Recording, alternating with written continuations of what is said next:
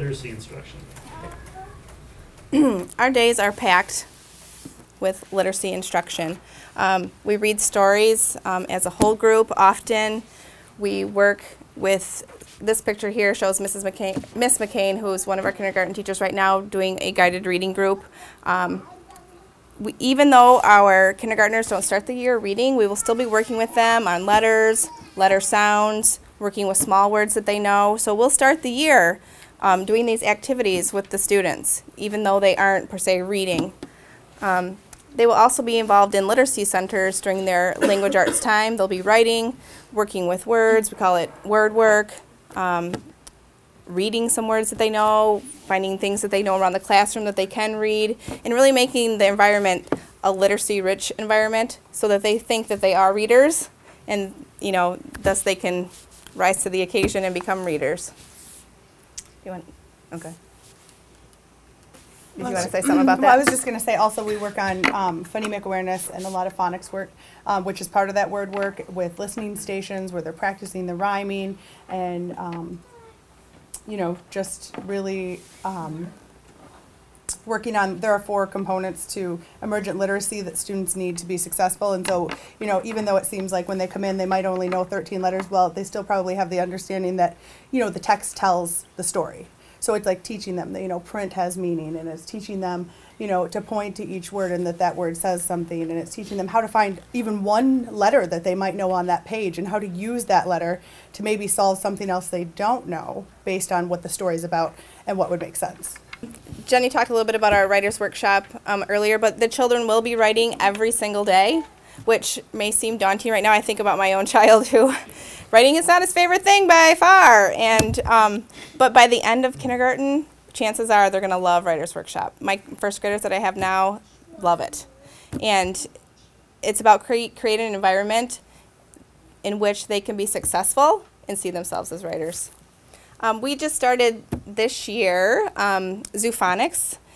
Our preschool classrooms have it, and our first grade classrooms have it. And Zoophonics is just a program where each letter is attached to an animal and a sound that it makes. So alligator says, ah, like an alligator. So we go through the whole alphabet, and these kids catch on to these, and the preschool teachers can even There's a video on our Facebook page showing our Young Fives classroom performing it, if you want to take a look at that. Yeah, so it's just a little way to get the kids really hooked. I don't want to say hooked on phonics, but it's coming out anyway. Really hook them in, and they have a blast with it. And some of my kids that started first grade this year who didn't have all their letter sounds, most of them have them now because of this Zoophonics, and I'm really excited that so many of us are able to use it.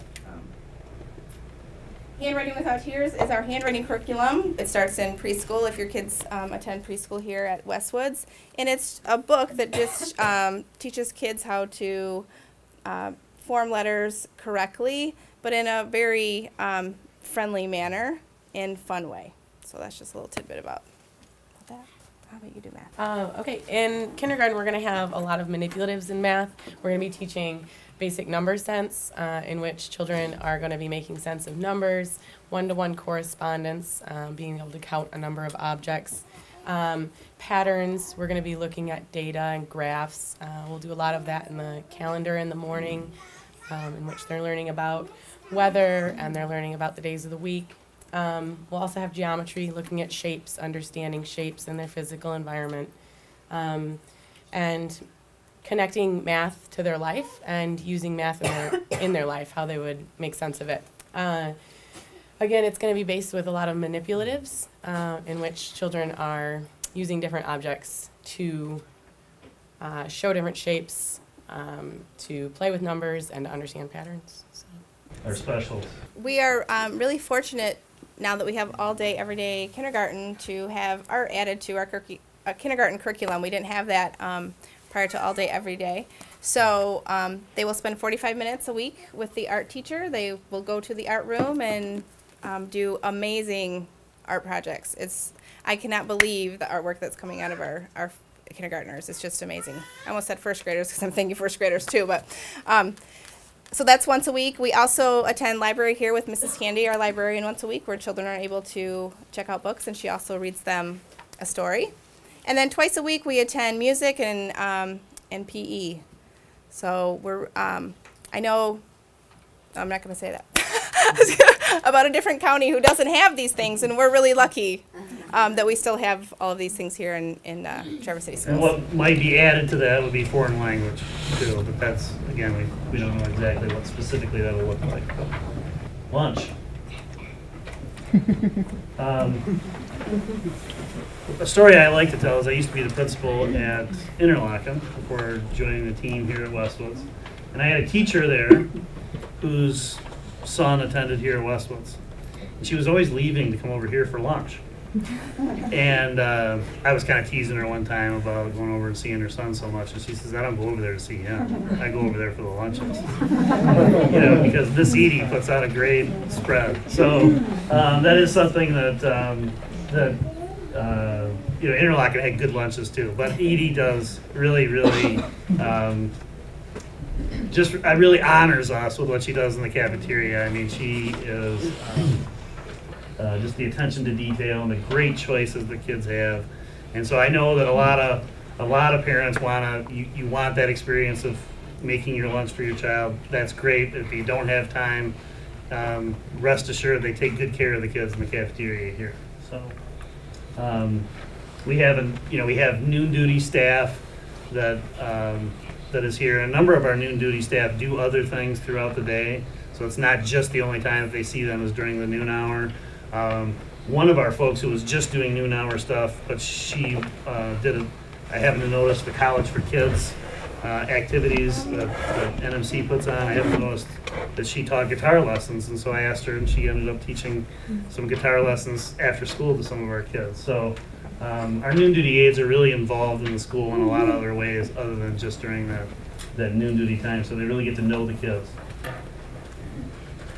If your child has different allergies or special dietary concerns, Edie is 100%, the staff's 100% on top of that and can really keep track of it. Recess. We have recess, lunch recess, and then there's another recess at some point throughout the day.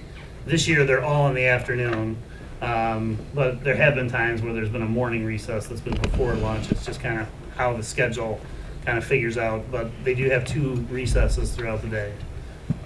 And we certainly like kids to be able to go outside and have fun. They're having a lot of fun on those hills right now. Do all the grades have the same time for recess? No, actually we go in groups of, our preschool teachers take their kids out at themselves. The teachers go out with the kids. Our kindergarten and first grade go out, and then at a different time, second and third grade go out, and then at a different time, fourth and fifth grade go out. At lunchtime, that's the afternoon recesses, how they work. At lunchtime, it's sort of staggered every 5 to 10 minutes. A new grade level goes down, eats, and then after they're done eating, they go out to recess. So they're potentially all outside. I mean, our kindergartners go out first, and they're in before second graders are out. It's sort of staggered like that about every 10 minutes. So. At no point is the K-5 out of recess all at once. Ending of the day, we have, where our fifth graders, one of the nice things, I will say one of the things that impressed me when I joined the Westwoods team a few years ago was the degree to which the older kids really just kind of naturally helped younger kids. And then I noticed that, we certainly encourage that with different things that we'll do. The fifth graders have sort of some different responsibilities during bus duty, and then we have fifth graders that'll come down and help our kindergarten or preschool teachers, walk the kids and make sure that they get to where they need to be at the end of the day. And then we even have times throughout the day where we think that there are special circumstances where we've got older kids that kind of serve as a mentor at different times, and parents are involved in that kind of decision. That's something we always keep parents informed about. We have reading buddies. A lot of our kindergarten, first grade kids have older reading buddies that they'll either read to them or they'll read to, depending on what the child's ability level. I mean, if they're able to read, then they're reading to their older reading buddy. If they're not yet able to read, their reading buddy's reading to them.